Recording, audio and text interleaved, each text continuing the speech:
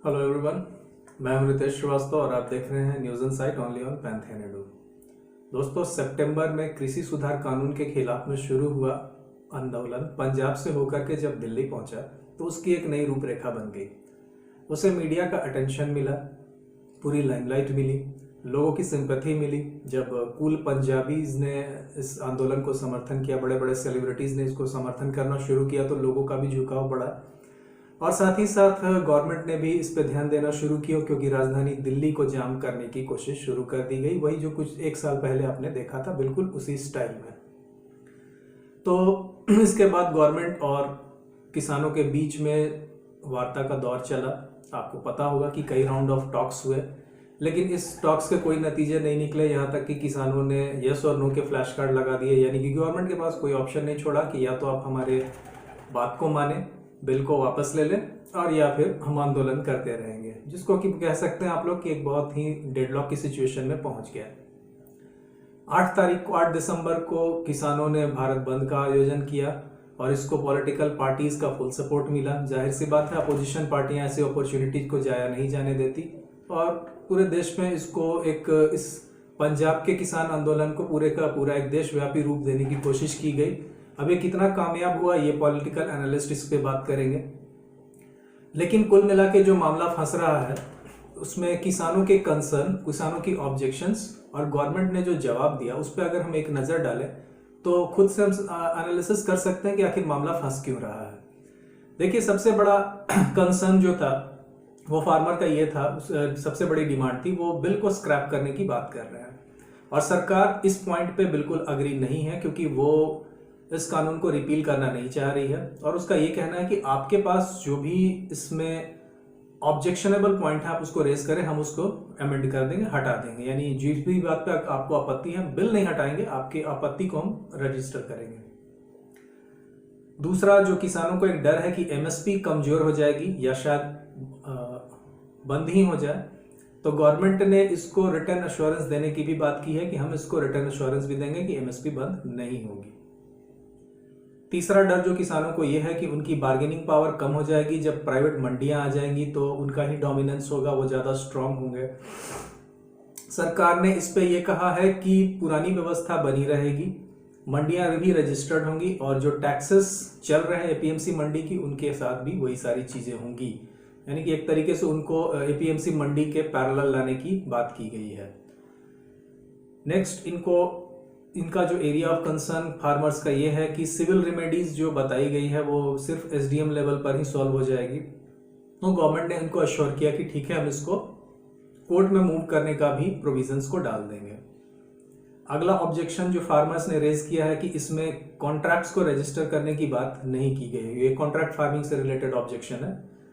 तो इसको ये कहा कि रजिस्ट्रेशन सिस्टम जो होता है वो सरकारें, केंद्र सरकार ना करके राज्य सरकारें करती है। तो इसमें भी सरकार ने ये कहा है कि 30 दिन के अंदर एसडीएम के पास ये पहुंच जाना चाहिए। इसको भी लीगल फ्रेमवर्क में डालने की कोशिश करेंगे।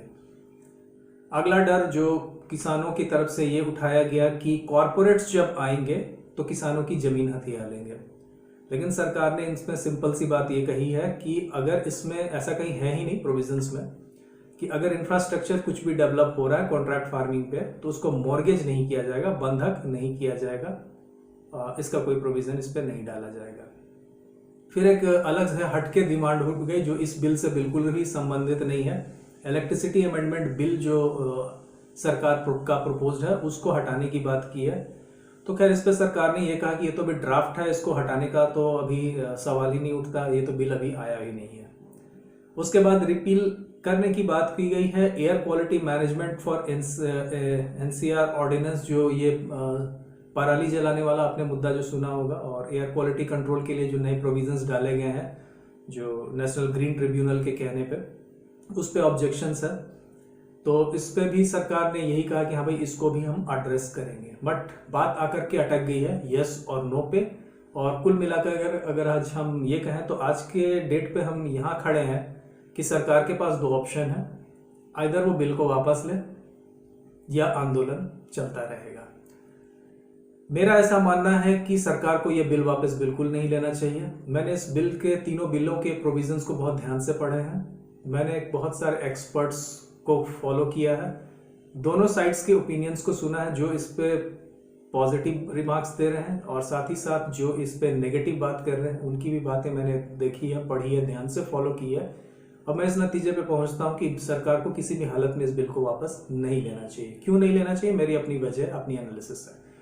सबसे बड़ी बात तो ये है कि ये बिल बेसिकली लाया ही गया है किसान के हित के लिए है और इसमें ज़्यादातर बातें वही कही गई हैं जो पुराने समय में कही गई थी। मैं फिर से उनको दोहराना नहीं चाहता और ये काफ़ी समय से चली आ रही डिमांड को लेकर के लाया गया है और इससे फार्मर्स का भला होगा, इसमें मार्केटिंग बढ़ेगी, प्राइवेट पार्टिसिपेशन होगा, किसानों को फेयर प्राइस मिलेगा और मिडिल मैन को हटा दिया जाएगा। जैसा कि हम सब कहते हैं कि किसानों का सबसे बड़ा दुश्मन मिडिल मैन ही होता है।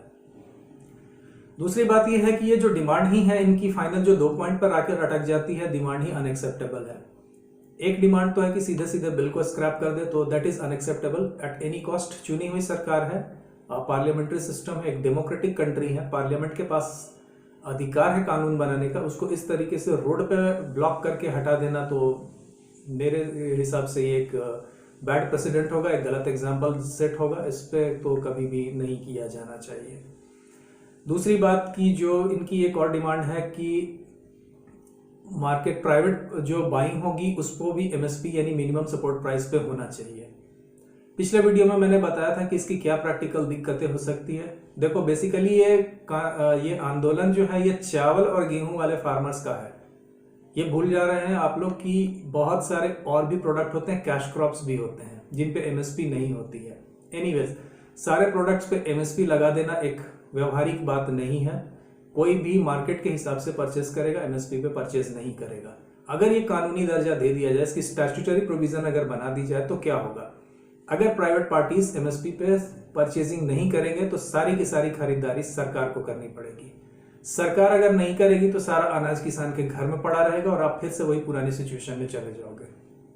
सरकार अगर परचेज करेगी तो उसके पास 17.5 लाख करोड़ का एक्स्ट्रा बर्डन पड़ेगा। ज्यादातर एस्टिमेट्स यही बताते हैं 16 से 17 लाख करोड़ का एक्स्ट्रा बर्डन पड़ेगा।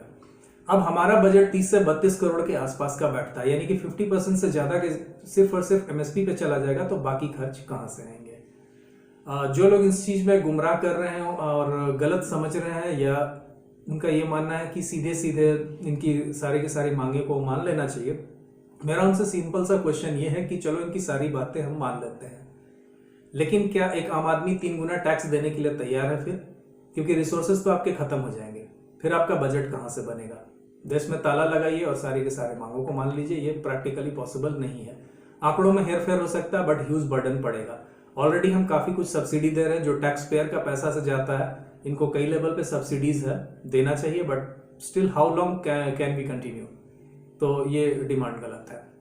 दूसरी बात है कि सिर्फ और सिर्फ एक राज्य, ये सिर्फ एक राज्य बड़े लेवल पे और कुछ छिटपुट किसान हैं जो कि अलग अलग राज्य के हैं, लेकिन ये बेसिकली पंजाब किसान आंदोलन है। और पंजाब किसान आंदोलन ये है कि क्योंकि इस सिस्टम से सबसे ज्यादा बेनिफिट पंजाब के फार्मर्स को होता है, क्योंकि चावल और गेहूं ही बेसिकली वो उपजाते हैं, बाकी फसल वो नहीं उपजाते हैं ज्यादा, और सिर्फ एमएसपी के चक्कर में सारा का सारा प्रोडक्शन वीट पे है। और जहां तक देखा जाए तो पंजाब का खुद भी लॉस हो रहा है, उनकी जो एग्रीकल्चर की ग्रोथ है वो काफी कम हो चुकी है पहले के कंपैरेटिवली, तो ये सारा का सारा उनको बेनिफिट है। दूसरी बात, ये बड़े पजेरों वाले फार्मर्स हैं, कॉन्ट्रैक्ट फार्मिंग ये ऑलरेडी करते हैं, ये गरीब किसान इसमें से नहीं है।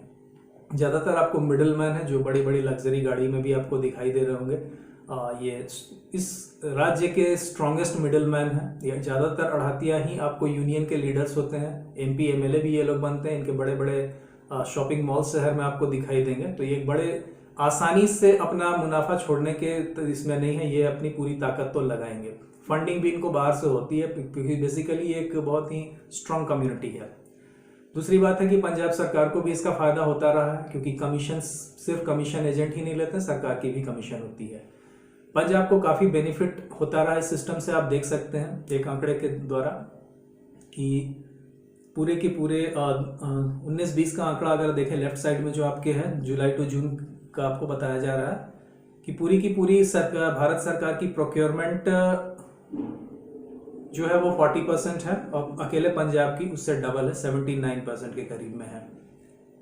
दूसरी बात, इलेक्ट्रिसिटी सब्सिडी अगर आप नीचे देखें तो इलेक्ट्रिसिटी सब्सिडी जो है वो भी पंजाब के किसानों को सबसे ज़्यादा दी जाती है, जो नॉमिनल जीडीपी का 1.1% है, जबकि ऑल इंडिया फार्मर्स को इसका आधा % होता है ऑन एवरेज।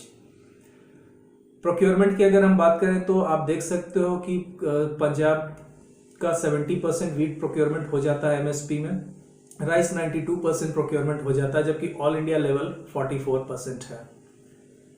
एफसीआई के आंकड़े देख सकते हो आप, इसमें भी वही कहानी है। 19-20 में राइस का प्रोक्योरमेंट 25% से ऊपर पंजाब का अकेला है, और 20-21 के अगर हम आंकड़े देखें तो ये काफ़ी ज़्यादा है, ये करीब 60% से ऊपर 65% के आसपास आता है।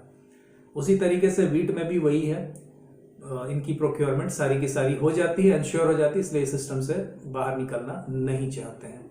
और इंटरेस्टिंग बात यह है कि अड़हतिया इनसे माल खरीदते हैं, फिर वो कॉरपोरेट्स को बेचते हैं। मैं इसलिए भी कह रहा हूं कि ये सारे स्टेट में इसका असर, इसका सारा स्टेट इसके नेगेटिव नहीं है, क्योंकि अभी हाल ही में राजस्थान की पंचायत समिति के इलेक्शन हुए हैं और इसमें वोटर्स वही होते हैं जो किसान होते हैं, और कांग्रेस ने राजस्थान में इसको एक बड़ा मुद्दा बनाया था इन फार्म बिल्स का। लेकिन अगर आप नतीजे पे नजर डालें तो बीजेपी ने वहां पे जीत हासिल की है। इसका मतलब है कि कम से कम एक स्टेट का नतीजा तो हमें दिखा रहा है कि राजस्थान, जो कि कांग्रेस रूल्ड स्टेट है, वहां के वोटर्स इसके खिलाफ नहीं है। ये एक वोटर का सेंटिमेंट जो होता है वो बड़ा क्लियर माना जाता है, किसी भी बिल के खिलाफ फेवर में है या नेगेटिव है। एक और बात, बहुत बड़ी बात है, चिंताजनक बात है कि ये कि सारा का सारा जो मूवमेंट है ये स्वरूप बदलता चला जा रहा है।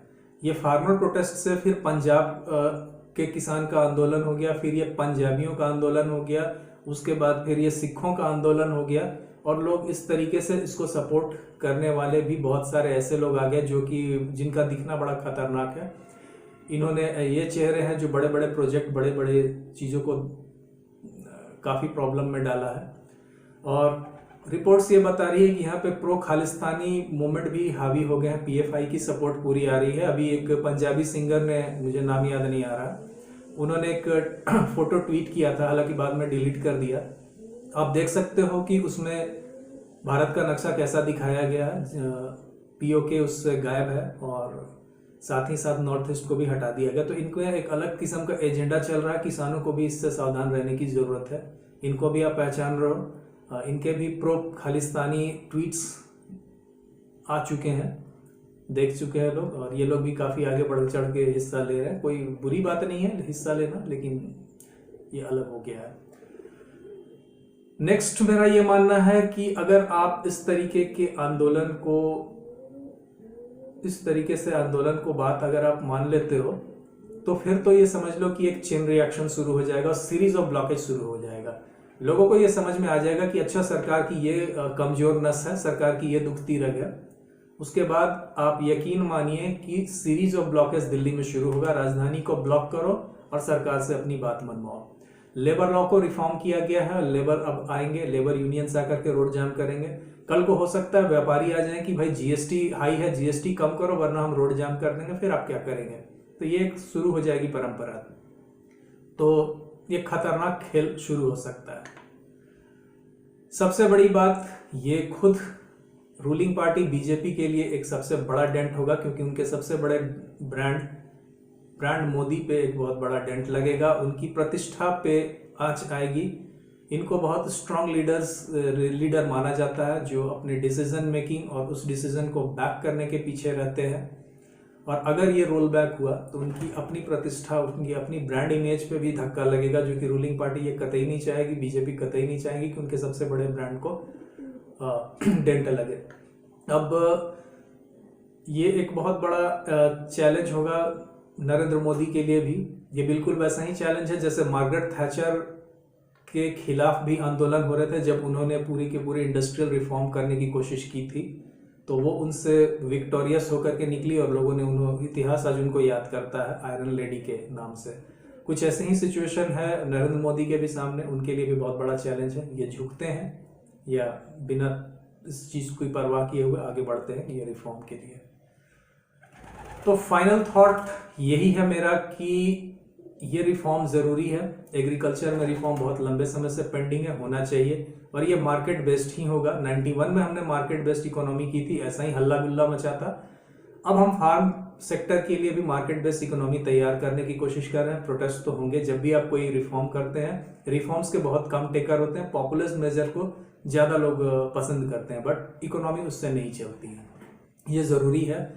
बिल को डिज़ाइन इस तरीके से किया गया है कि इसमें किसानों का भला होगा।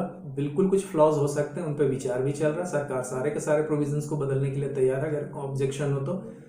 और एक आम आदमी से मैं ये कहूँगा कि इसमें स्पेशली जो इन चीज़ों को फॉलो करते हैं, ज़्यादा इमोशनल अपील होकर के चीज़ों को ना देखें, रैशनल माइंडेड होकर के देखें। इकोनॉमी इमोशन से नहीं चलती है। परसेप्शन बनाने से कुछ नहीं होगा। थोड़ा पढ़ें, फाइनेंशियल न्यूज़, फाइनेंशियल पेपर्स को पढ़ें, बाकायदा पॉलिटिकल रिपोर्टर्स को फॉलो करने से ये ज़्यादा बेहतर रहेगा। अब बिल को लेकर के डर है, तो मैं फाइनली इसमें ये बात कहना चाहूँगा कि अगर आप गाड़ी खरीदते हैं तो आपको गाड़ी से सुविधा बहुत सारी होती है, लेकिन जब रोड पे निकलते हैं तो एक्सीडेंट का भी खतरा बना रहता है। तो क्या आप एक्सीडेंट के डर से गाड़ी नहीं खरीदेंगे, कार नहीं चलाएंगे? सेम वही बात है। बिल आएगी, कुछ प्रॉब्लम्स भी हो सकते हैं, देखा जाएगा, आगे उसका रिडर्सल भी कर सकते हैं। तो आज के लिए इतना ही। बने रहिए हमारे साथ। अगर चैनल पे नए हैं तो चैनल को सब्सक्राइब कीजिए, लाइक कीजिए, शेयर कीजिए। और अगर अभी तक से हमारा लर्निंग ऐप को डाउनलोड नहीं किया तो उसको भी डाउनलोड कीजिए। आज के लिए इतना ही। बने रहिए हमारे साथ, देखते रहिए न्यूज़ इनसाइट, देखते रहिए Panther Edu. Bye bye, take care.